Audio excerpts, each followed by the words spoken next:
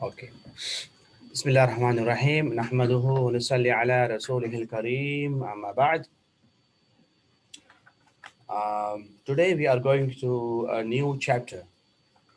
So we are going to discuss the most relevant and the most important uh, chapter of this class, because we are going to talk about the contract. All right. So I would like to give you the overall picture first. That's because, you know, while you go through the slides, I think I have already shared with you the slides in Italian. Um, but once you go through the slides, it might be confusing if you don't have the outlining of the slides. So better let me just give you the overall summary. This is very, very important. All right. So let us hear me out. This is actually we're gonna talk about the pillars of the contract. All right. Um, so I think couple of weeks we are going to talk about it, because it's this chapter has almost 59 slides. All right, so a couple of classes I think we're gonna take, and I want you to see right now the screen. We are going to talk about the definition of the contract. Once we finished, the couple of things we will talk about it. What is exactly why we need to do contract? What is the objective of making the contract?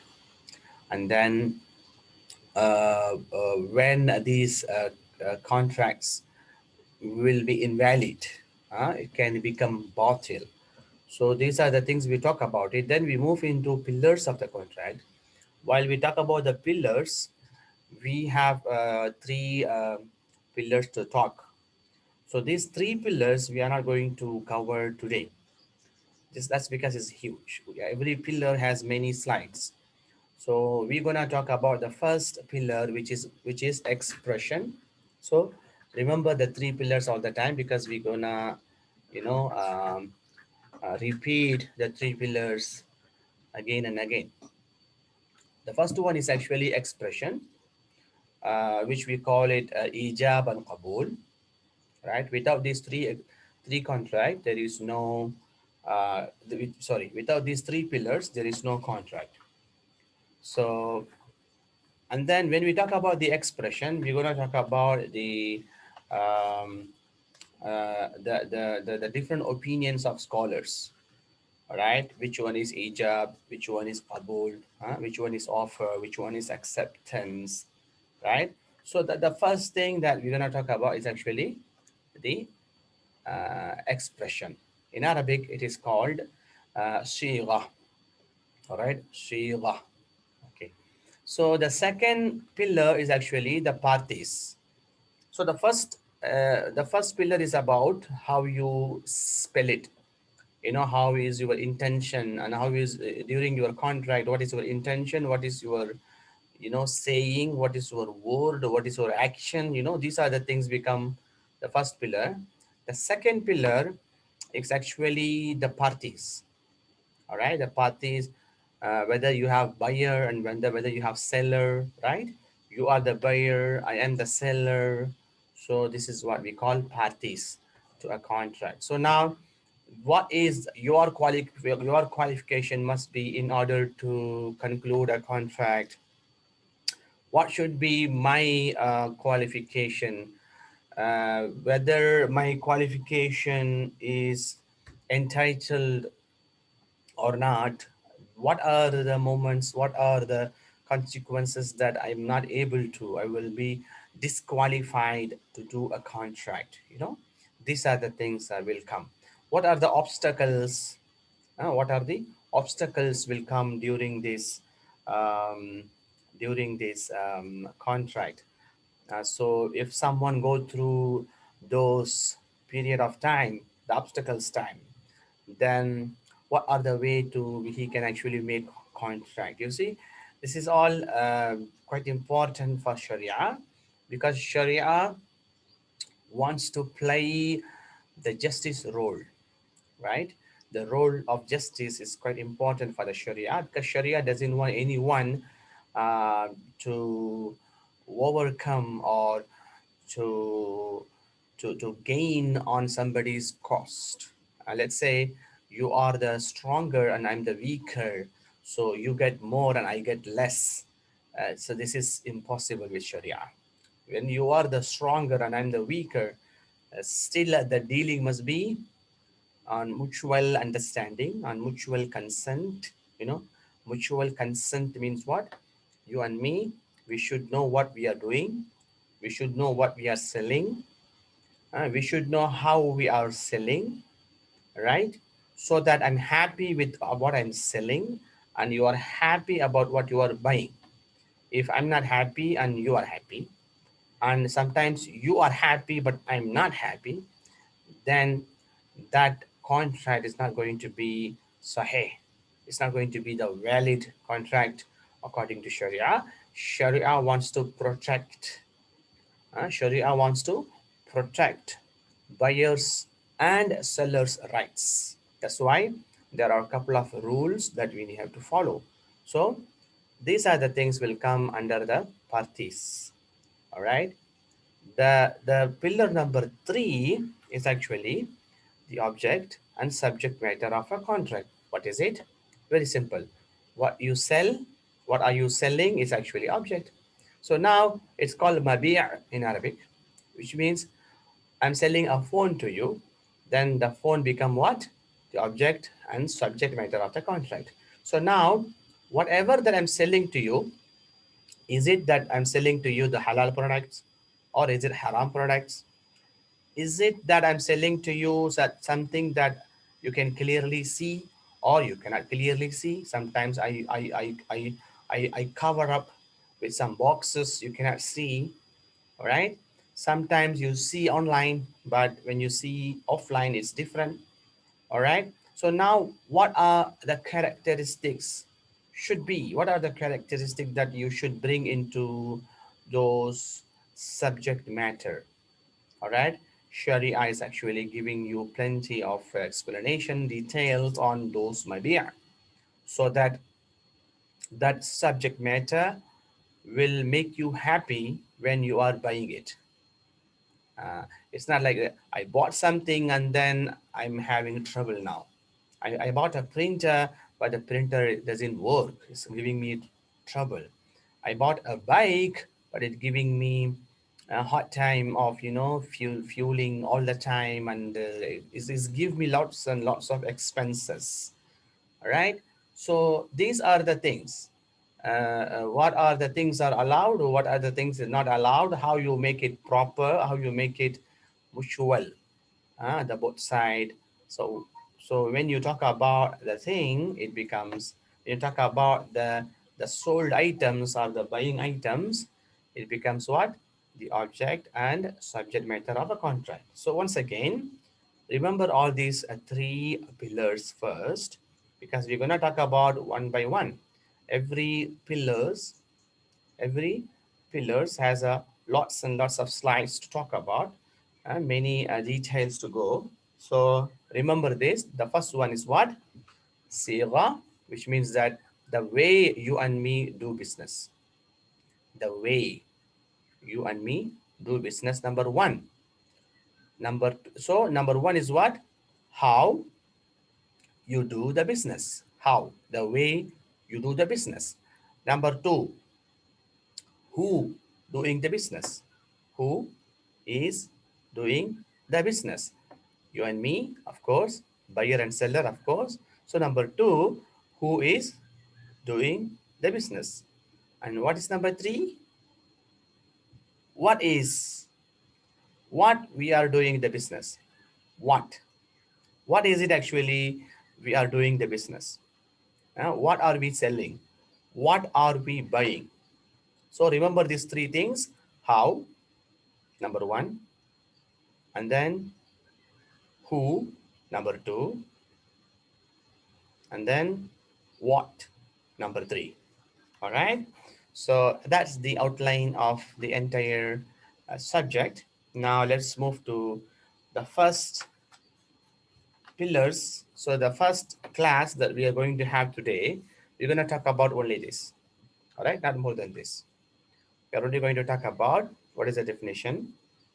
We're going to talk about what is the pillars of the contract. Of course, I gave you the idea of the pillars of the contract in an easy manner so that you can understand how, who, and what.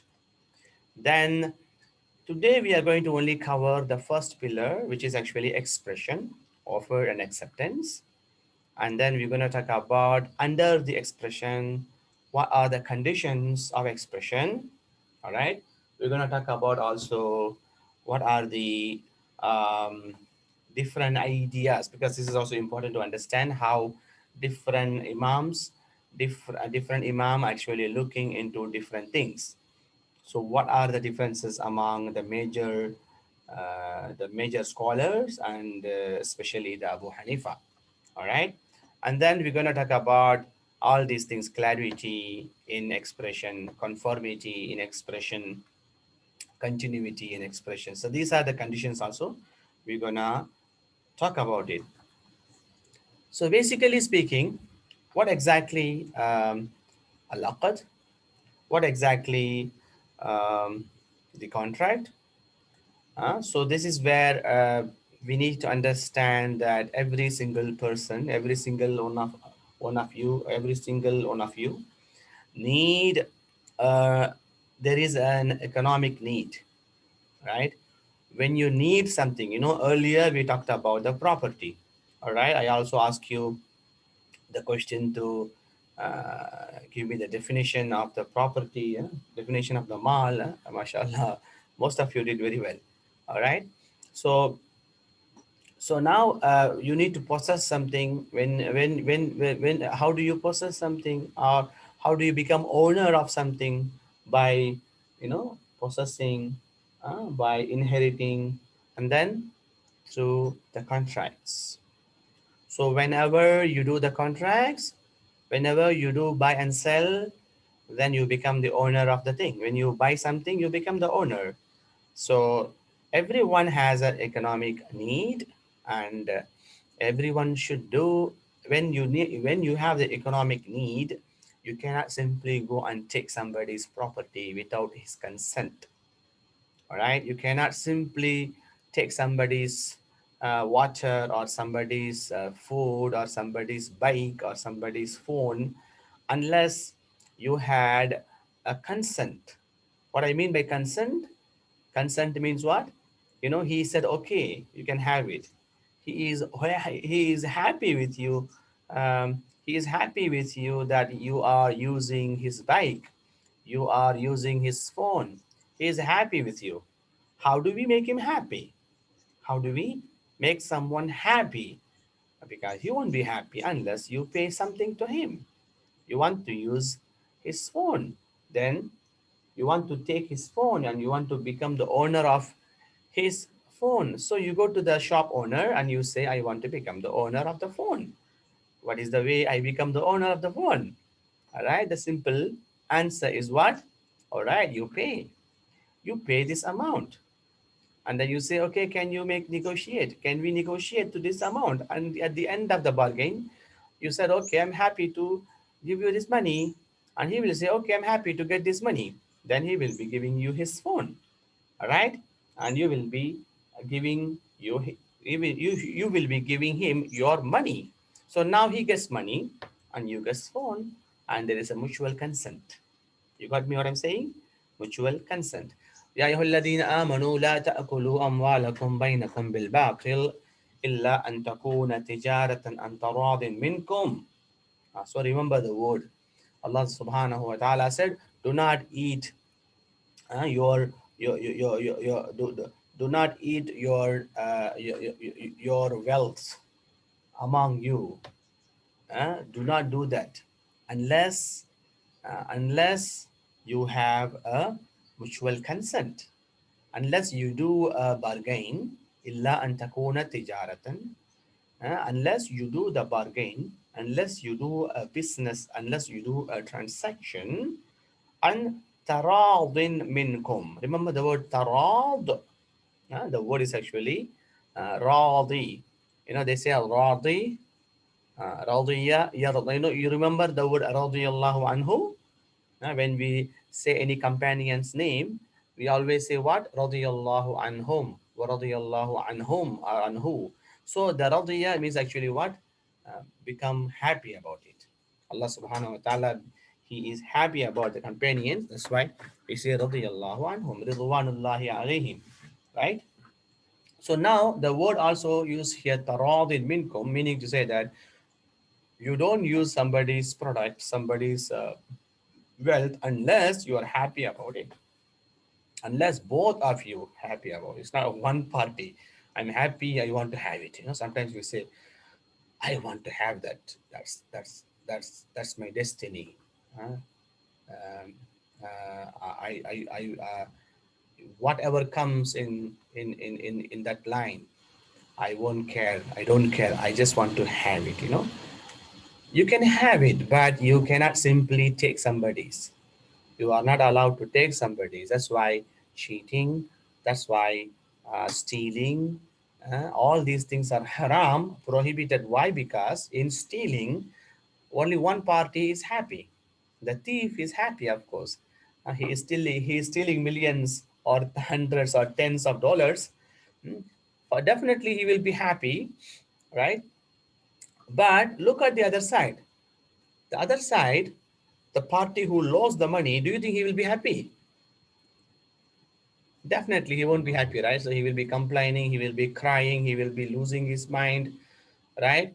He will be he will be frustrated, stressed his life. He lost actually something. Someone has taken what he has, right? So he won't be happy. That's why Sharia says, so you want to take somebody's, make him happy, give him something so that you take it, mutual consent, right? So what happens if you don't have um, what happens when something become unlawful, right? How something may happen. So now, just now I told you one of the reason, couple of them I told you, stealing, cheating, all these things make any transaction batil. The same thing, during this during this mutual consent, there are some examples actually, which is actually unlawful practices. Even though you want to make someone happy, still there are some rulings that you have to follow. You cannot break the rulings. For example, you cannot buy something through usuri. You cannot buy something using the riba money.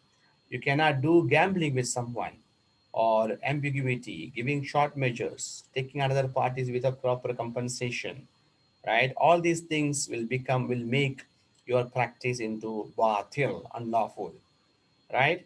Also, batil also refers to cheating, fraud, bribery, all right? Taking another's property through misinformation, uh, wrong advertising, sorry, it's not ring, it's wrong. Wrong advertising and labeling also comes under unlawful ways. See, this is also, today we call it what? Okay, I read again. You got the idea.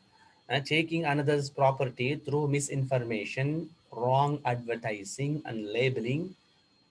So remember, when I talk about labeling, wrong advertising, through misinformation, what do you what is it that comes to your mind? Today it is called marketing. Huh?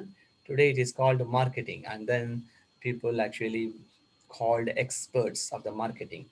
But if your marketing is with a wrong information, wrong advertising, wrong labeling, then becomes what? It becomes batil.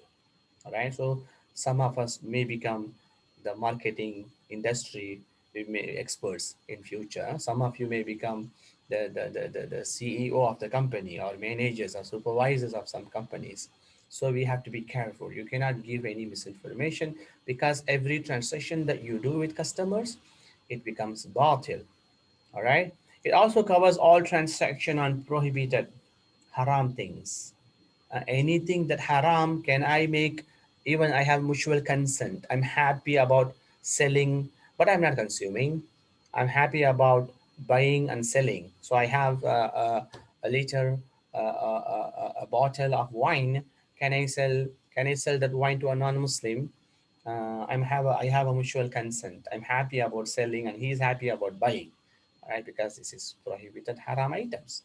Because everything that you consume is haram. Also to sell, also to do the contract, right? You cannot simply do business and then you say that I don't drink, but I want to do business. So this is what actually prohibited haram things, or the provisions of an avenue for the people to spend the prohibited things and activities. Prohibited things and activities. Let me correct it as well. All right. So what I mean by that, um, what I mean by that, can I give my shop to a place, I mean, to a person who wants to run prohibited activities there? For example, someone wants to sell lotteries in my space. Someone wants to open up a bar in my space. Someone wants to open up a discotheque in my place. This is all prohibited activities. You understand? This is also you cannot, even though you are happy about it, and then the party, both of the parties are happy, and I'm happy to give my space for rental, and then the other party is happy to receive on the basis of the rental. So this is actually the word batil also covers all those dealings that haram. So this is all actually talks about what unlawful batil practices. The only valid way is actually what? Transfer is through mutual agreement, and also it is based on contract between two or more parties, which is whether it is a contract to purchase contract, whether it is a contract to purchase goods or a contract to make a loan. So this is what actually we call it today Islamic economics and finance. This is actually what we are doing in Islamic finance. All right, every single transaction is based on between two or more parties. Yeah.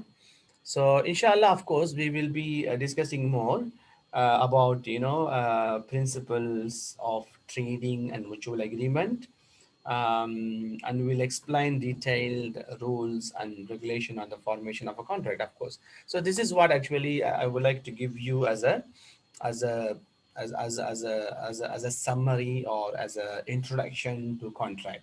So let us go to definition first, and then we go to pillars of the contract. What exactly is the definition? Al-aqd, the word al-aqd is actually tying. When you have thali, thali, right? When you have thali, when you have robe, you actually do some tying, right?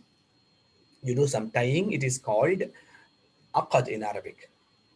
Actually, you also know the word akad. In Malay also we use well, akad. Let's say someone getting married, they also call akad, right? All this something to do with some sort of obligation that actually tying together. It says, actually they used to say akad al yamin, to give an oath, or akadat al nikah, for the marriage. So this is also Allah subhanahu wa ta'ala also says in Surah Al Ma'idah, Ya ayyuhalladhina amanu awfu bil uqud. Oh, yeah, who believe, fulfill your obligation. Allah say uqud. So what is the uh, technically speaking, what is the definition of al-aqd? A legally binding obligation which has consequences for its subject. Remember, it's legally binding because you and me, we agree, we had a mutual consent, and we want to buy something, we want to sell something, but it doesn't stop there. Once I bought from you, then I become the owner of it. All right. Once you sold your item to me, you are no longer owner of it. All right. And then whatever that you sold to me, it has to do the function that I expect that the product will do. I cannot buy a dead phone from you. I cannot buy a dead animal from you. I cannot buy a dead printer or dead computer from you because it doesn't serve the purpose. You got what I'm saying? So a legally binding obligation which has consequences for its subject. All right. So this is very important. Um, so there are a couple of things also you need to know about it. Surah Al-Saf, right? Allah says that according to Islamic law, a promise may not be legally enforced. Promise cannot become aqad. I want to sell my house to you. Okay, when I said I want to sell, it is a kind of promise. It is not actually sale. This promise can be broken. If I can suddenly come and say, no, I'm not willing to pay, I'm not willing to buy, I'm not willing to sell my house. It is possible. So it only considered as a promise, but the promise cannot become legally enforced. It cannot become the contract. Therefore, a breach of promise to marry does not give a cause of action according to Sharia. That's why, as a lot of people get engaged. It doesn't mean that they become husband and wife. Remember, we have some misunderstanding. Once you are engaged, you can go anywhere, you can do anything. It is actually haram, you know to do what couple husband and wife can do. Engaged people cannot do that until they get married, because engagement can be broken. All right, and it cannot become legally binding. All right. Also, promise is widely used in some of the places. Promise can be used, like what I told you earlier last time. There is a contract called salam. All right, advance payment, or a contract called istisna. You order something, you want him to make something for you. So these are the valid contract, because even though it didn't happen immediately, it's going to happen later, but it is important for you to do it, because if you don't make that contract, why should a manufacturer do something for you, create something for you? All right, because it will give him loss if you suddenly cancel the contract. Okay, you ask a developer to build the house. All right, and then you had a contract with him. Suddenly he built the house, and then you said that I don't want to buy the house. So what he will do? All right, you understand my point? So this is the different thing. All right, same thing used in Islamic banks, BBA, Murabaha transaction. All right, when the bank relies on the promise and purchase of the property, the customer is under an obligation to purchase the property from the bank based on the promise which he has made. So what I'm trying to say, most of the time promise is not actually a kind of legal obliged or legally enforced contract, legally enforced something. But when it comes to contract, all right, when it comes to life, promise is a promise. Maybe some people are breaking the promise. Of course, it is something wrong to do. It is something wrong to do. It will affect you socially. It will affect you personally. All right, definitely that is something wrong, because if you promise, you should fulfill. Because Prophet ﷺ said, a mu'min cannot be a mu'min while he is breaking the promise. Al-mu'min idha wa'ada wafa. Uh, if he promised something, he will fulfill the promise. This is what Prophet ﷺ said about a Muslim, a mu'min. Every single person must be. All right. But when it comes to reality, the contract, you know when it comes to, for example, a marriage, or socially things that, whatever, it's actually, it is actually, when we are talking about on the ground of the law, and the ground of the law. So someone promised that, he will give this to him. It is, he has to fulfill, but based on the promise, you cannot take his item. All right. For example, let's say my uncle told, inshallah, I will be giving you my laptop after 2 months. Let me give you my iPhone after 2 months. I will give you. So it's a kind of promise. All right. So now for the uncle, he has to fulfill the promise, right? He has to give the laptop or the iPhone after 2 months. But that uncle didn't do. He did not fulfill the promise, which is actually wrong. He has to answer to Allah subhanahu wa ta'ala because he didn't fulfill the promise. But it doesn't give you the ability to go and grasp and take the laptop from him because he promised. You got what I'm saying? Uh, you cannot go and take his iPhone um, because he promised 2 months ago, right? That is actually unlawful. You cannot take somebody's without mutual consent. You understand my point? Exactly. So now, but when it comes to business, when it comes to contract, you know, some of them, for example, personally, whenever you do, I want to sell this, I want to give this, I want to buy your book. These are the things. It comes in future tense. Then it has to be a promise, but it cannot fulfill. But there are certain transaction, like I told you just now, salam, istisna, and then this banking and sector, for example. You are buying a car under the loan of mudaraba, murabaha, you know, or musharaka. These are the things actually you are actually legally binding with, an you have agreement with an entity called bank. So here it has to be fulfilled. All right. Okay. The same thing goes to um, waqaf, and also writing of the loans, ibra. These are the things all is related. Okay, let's talk about the pillars of the contract, which I gave you earlier. The idea of the pillars of the contract, it is called in Arabic rukun. All right, what is considered to be necessary for a thing to exist, and it is part of it. It is called rukun. All right, pillar. So so it is actually also the most important thing, as I told you, consent, because it is the cause for the existence for a certain contract. All right, because Prophet ﷺ said it is unlawful to take somebody's property, all right, except by his consent. So this is the most important hadith that we talk about mutual consent. So Prophet said it is unlawful to take the property of a Muslim except by his consent. Again, when we talk about consent, all right, taradin, consent, it is still a hidden phenomena. Huh? It is a hidden phenomena unless it is expressed. You see, I have the intention to sell my house, but it is still hidden intention. It is in my heart. I'm thinking to sell, or I'm thinking to buy the phone. It is still hidden phenomenon.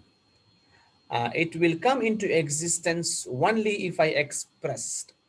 If I said, okay, I want to buy this. I say, I want to sell this. I want to buy this. So it has to be expressed. That's the reason why the first, uh, the first pillar is actually what? Expression. All right. So this is what we call it ijab and qabul. Yeah. This can be known through an offer and acceptance by the parties. So now this is overall um, different opinions of our scholars. As I told you, majority scholars, they have how many pillars of the contract? Three, right? Remember, three pillars.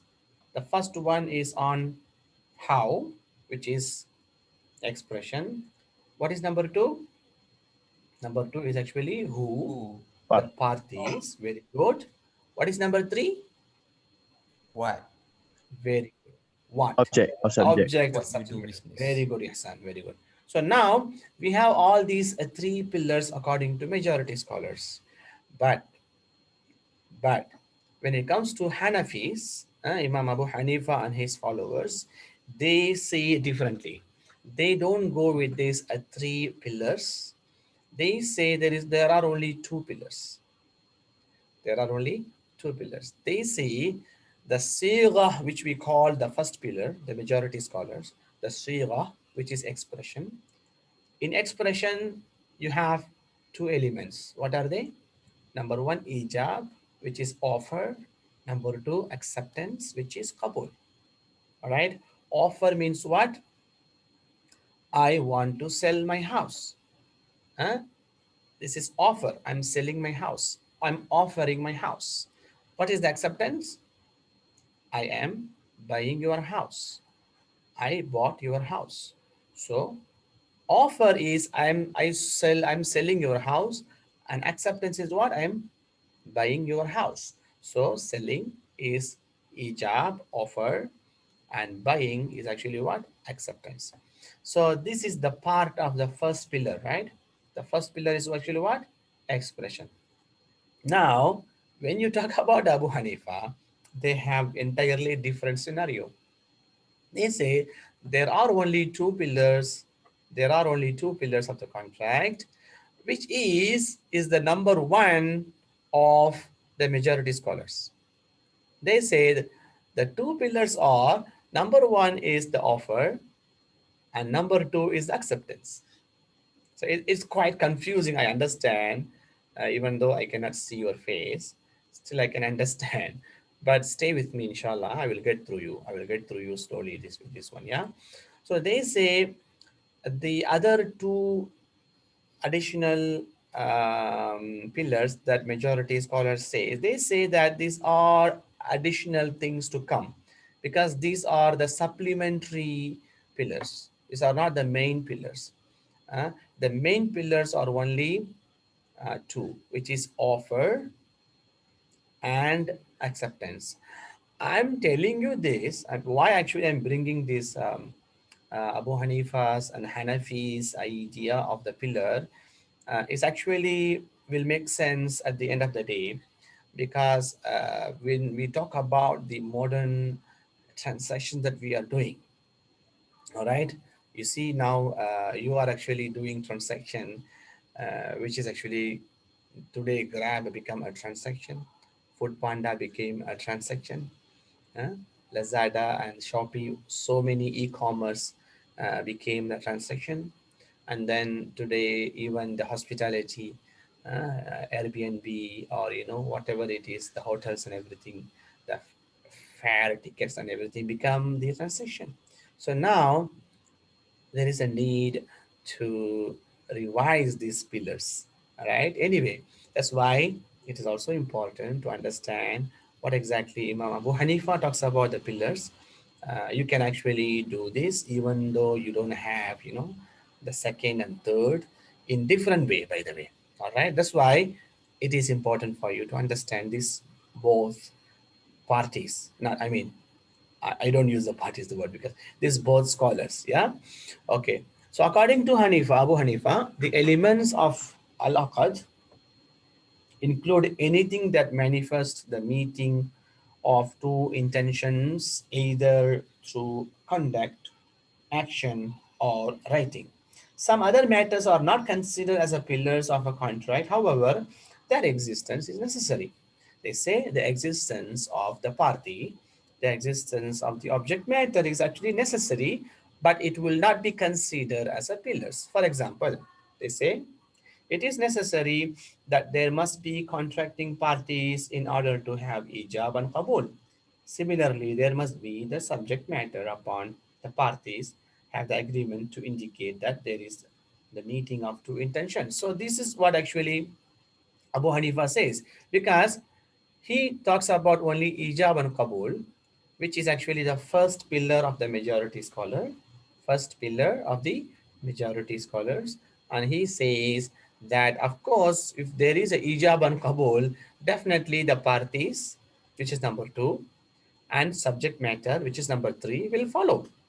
This is what actually. Anyway, we will go back to into that. Yeah, inshallah. Okay. So according to the majority, as I told you just now, how many pillars? Three pillars. Expression, the party. Expression in Arabic you can call sigha, which includes offer and acceptance. Number two, the party, which is al-aqidan, al-aqidan. And number three is the subject matter, which is mahal al-aqd. Mahal al-aqd is actually subject matter. All right. This is how we put into a easy PowerPoint diagram. I hope you can understand now. Can you see it is it very clear now? Hanafi, pillars of contract, how many? Two. Only two. Very good. Ijab and Qabul. Kabul. Then you Sir, have the majority. Pillars of the contract, how many? Three. Three. Very good. Number Three. one, Siga, and then number two, contracting parties. Number three is what? Subject matter. So how, who, and what. All right. Okay. Then sir. under the Siga, you have Ijab and Qabul. This ijab and qabul comes under what? The first pillar according to the majority, but according to the Hanafi, it is only ijab and qabul. Yes, you were asking some questions. Can we just say pillar of contract regarding to the Hanafi is only one pillar, which is expression. Because You expression can, is yeah, yeah, included. you can simplify that, but it's not what they mean.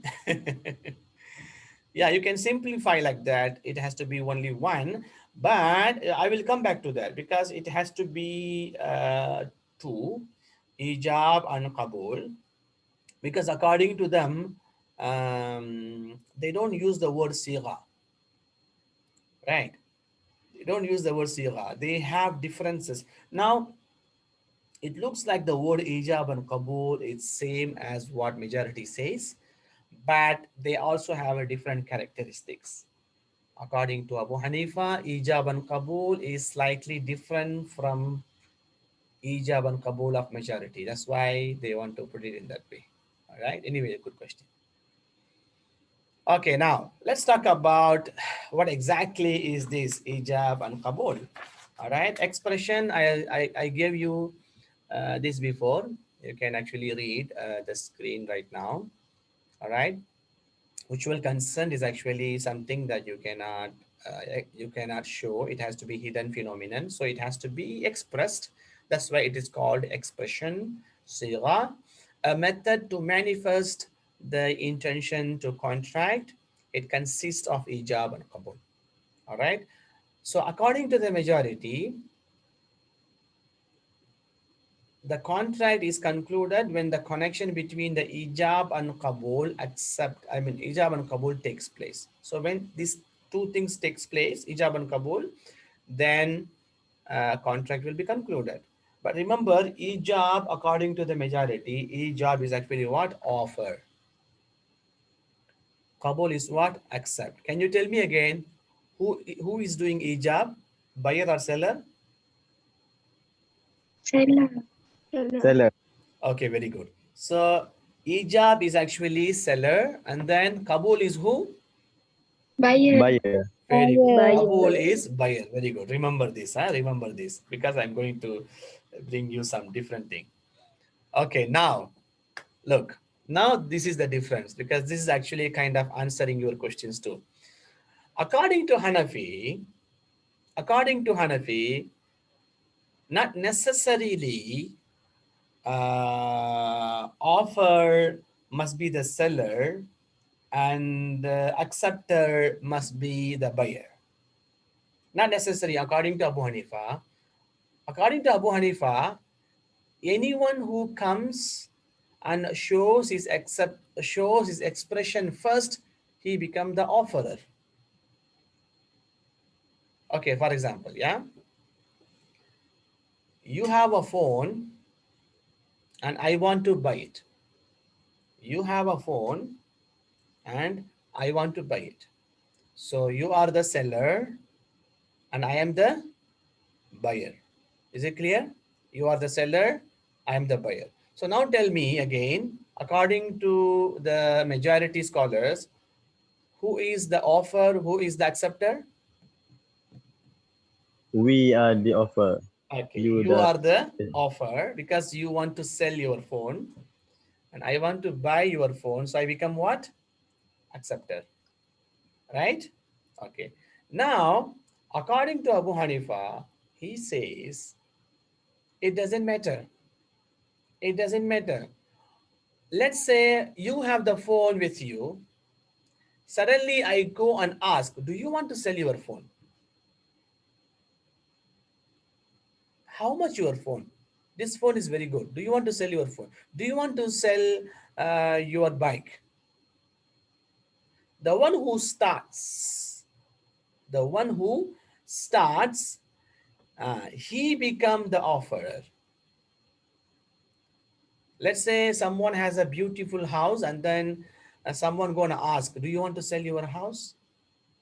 Do you want to sell your car? People sometimes, the agents always come and ask, do you want to sell your house? Do you want to sell your car? These kind of things. So now, according to Abu Hanifa, anyone who initiate the transaction first will become the offerer, and the follower, the one who, whether he wants to buy it or he wants to sell it, he becomes the acceptor. All right. Now read again. Offer is a statement that comes from the party who first express his consent, and this could be from the buyer or the seller.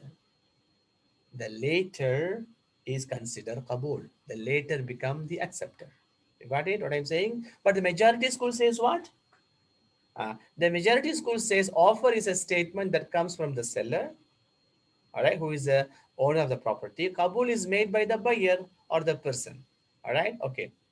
If the first statement comes from the buyer and the second statement comes from the seller, uh, the later is considered offer while the former is acceptance. This is what according to the majority. For instance, if a buyer in a sale contract offers to buy the goods from the seller by saying, I bought this book from you for 10 ringgit, for 100 ringgit. I bought this book from you for 100 ringgit. To which the seller replied, I sold that book to you for 100 ringgit. So now you can see this is the transaction. Yeah, I bought this book from you for ringgit. Usually, what happens is actually what happens normally. You go to the bookshop. You say, "What can I buy this book from you?" All right, or the seller will say, "Do you want to buy this book? Do you want to?" Usually, this is what happens. The seller will give you the book, will show you the book, and he will say, "Can I sell this book to you?" All right, this is how he starts. But so in normal circumstances, this is what happens. So he become the offerer, and then once I'm happy with that book and I say, okay, I want to buy this book, then I become the acceptor. All right. But in another in another circumstances, another scenario, it happens like this. You took that book and then you say, okay, I bought this book for 100 ringgit, and then the book owner, the bookshop owner, he says, okay, I sold that book to you. All right, you see, these are the expressions are happening. Anyway, according to Hanafi view, it was the buyer who has said the ijab being the first person. Now you see, according to the statement, I bought this book from you for 100 ringgit. So tell me now, who is the first person initiated? It is the buyer or seller? Buyer. Buyer. The buyer is the first person who initiated this transaction. So according to Abu Hanifa, it was the buyer who has said the ijab, being the first person who manifested the intention to contract. On the other hand, according to the other's view, the word of seller is the ijab since he was the owner of the book. So this is the only difference I just want you to know. All right. Okay. And then again, we talk about the forms of expressing consent. What are the forms that you can express your consent? It could be through spoken words or through verbal communication. you know Anything that shows that definite intention. If you have a definite intention, I might sell I might buying, these are not the word that you can actually use it for expression. You say, I want to sell, I sold it. I sold it. So the word we want to see is actually I'm selling it or I sold it. Not the future tense. Do not use the future. I will sell it. uh, I will buy it. This is kind of promise. That promise can be broken. It cannot become the transaction. You got what I'm saying? Okay. Both present and past tense may be used to express a valid offer, while words used to show intention to offer in future or to ask for confirmation are not enough. All right. Again, there's one more thing. Words should also indicate whether the contract made by the parties is a sale, waqf, rent, or a mortgage contract. Because sometimes, there are so many contracts we do. We are not here only talking about buying and selling. When we talk about contracts, this is a theory of contracts we are talking. This theory of contract, this theory of contract has so many dimensions. Sometimes it could be sale, sometimes it could be renting, right? Sometimes it could be, mortgaging. So there are so many types of contract. That's what we are all going to cover in this. All right. Okay. If someone say, I will sell the house to you, it's a promise, as I told you. A contract may be concluded in writing. So earlier we talked about verbal communication, also can be do in writing. Today is what we are doing, sending emails, right? You doing in writing. I want to buy this, I'm offering this specific object for sale. Yeah. Even if someone who cannot express his consent verbally may also do so by gestures. This is also very important. Remember gestures, because now we don't talk too much, but we use a gestures. A sign or gesture is also equal to speech. For example, for dumb people, they cannot speak. They can show their hand like this or like this. Like this. These are the things also can be used. A contract also may also be concluded by action without any expression. Can be done. You understand what I'm saying? Not necessarily it has to be, saya jual, saya beli. I know, I like the way that, people used to say it. This is clearly, showing the respect of the buyer and seller, which is very good. I like it all the time. I go to Machi or Pachi shop. I always, buy things and then I want to hear it, saya jual, saya beli. Buy, but still, however, not necessary. It has to be. All right. Now, for example, you go to supermarket, you buy stuff, you don't even talk to the person. You just put the things in front of her or front of him. Then he or she takes it and then scan it and then looking at you so that you have to pay.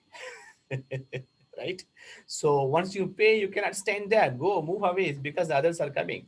Right? So now it is called mu'ata, ta'ati, or murawada, meaning to say that cash and carry. All right. Customarily, whatever that we do today, we use the card, we take it and we put it, we take it. We buy things from the vending machines, right? When you see in vending machines, we put coins and then we take the things out. So there is no parties actually standing in the vending machine. All right. I'm the person who is buying, but there is no party, the other party, the other side. I mean, vending machine. Modern means of communication, fax, internet, everything. Today we are using applications to buy, right? There is no parties there. In application, we don't use the word like Saya Jewel, or maybe we don't use the word. So everything now becoming modern in easy way so that we are actually doing the transaction. This is all comes under this. You can also conclude a contract by action. All right. It can be also concluded through automatic teller machine, ATM machines that dispense food, like I told you, vending machines. All right. Okay, what are the conditions of the contract? There are three conditions, very, very simple. Number one, clarity. All right. Number one must be clarity. It has to be used, the words used in offer and access should be clearly indicate. It's not like the word something, maybe, maybe not, no, cannot. Conformity, all right, of offer with acceptance. Okay, I said okay, I agree with this money.